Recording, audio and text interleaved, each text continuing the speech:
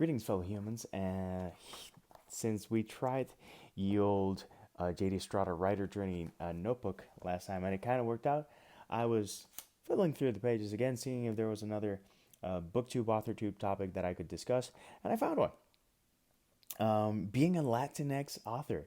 The thing is that my accent comes through when I'm either fatigued or certain words that you go like, that word was a little tricky. But yes, I am a Puerto Rican author. I was born, bred, and raised in Puerto Rico. I lived in Puerto Rico for 36 years, with the exception of one summer in New York. And then I moved to Atlanta in 2016. So I've been here 3.5 years. But Puerto Rico shall always be my home.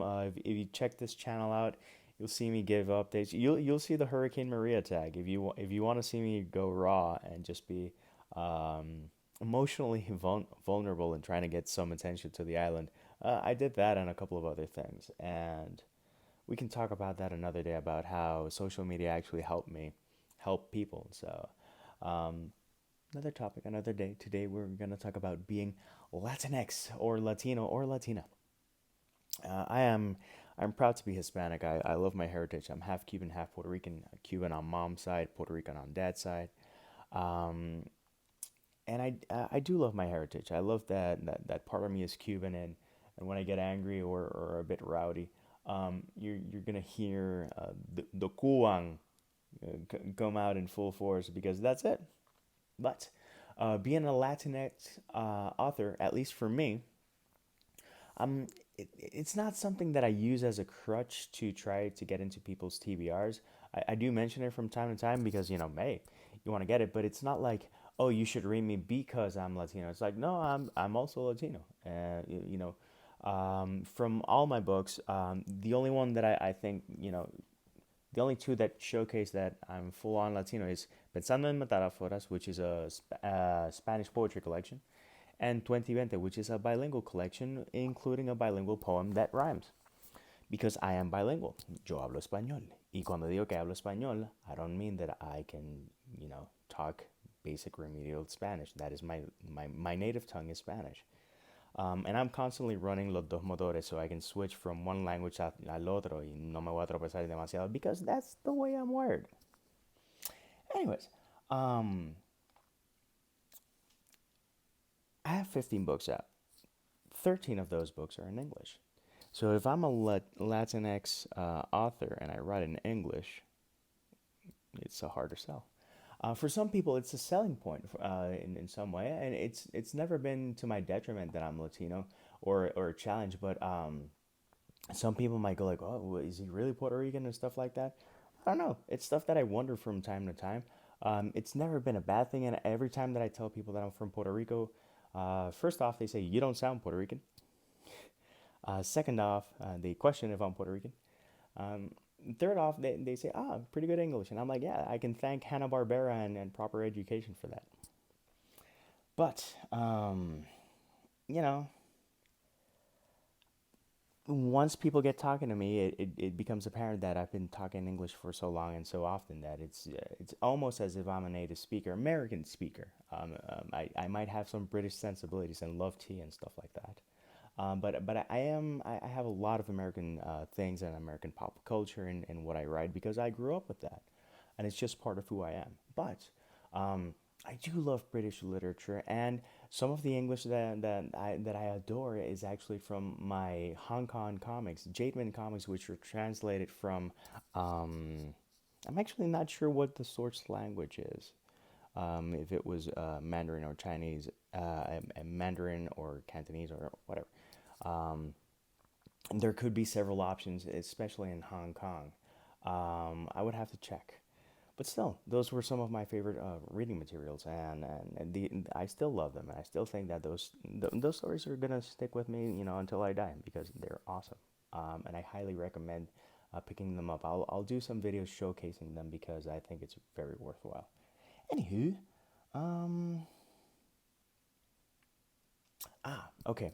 So the challenges of being Latinx, being from Puerto Rico, and being an author in Puerto Rico, I don't fit the mold of a Puerto Rican author. I don't write of typical Puerto Rican topics or the style that is associated typically with Puerto Ricans, which is overly dramatic or super intense rights. I write urban fantasy, I write middle grade fiction, I write poetry and stuff like that, and that's not your usual jam uh, for um, for Puerto Rican authors in Puerto Rico, outside of the island, and Latinx authors throughout the world have a little more flexibility towards that.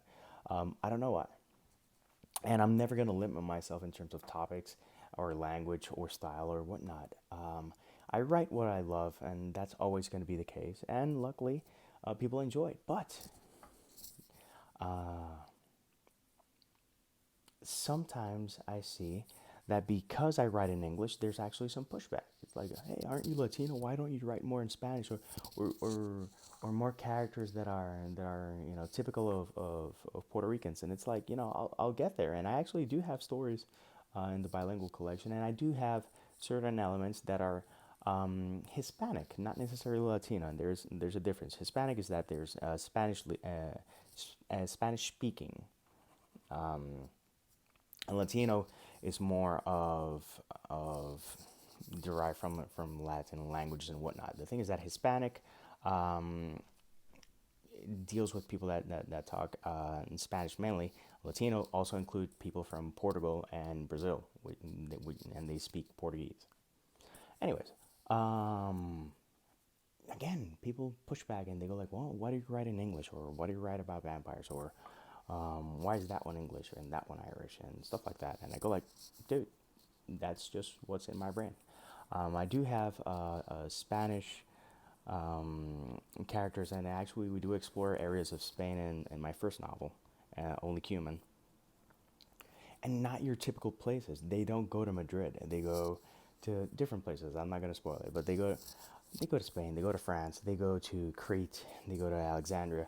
They go up the Nile. They go to a bunch of other places. But the thing that I want to promote is that diversity and enjoying yourself, and um, you know so many stories are monochrome, and I don't like that. I like variety.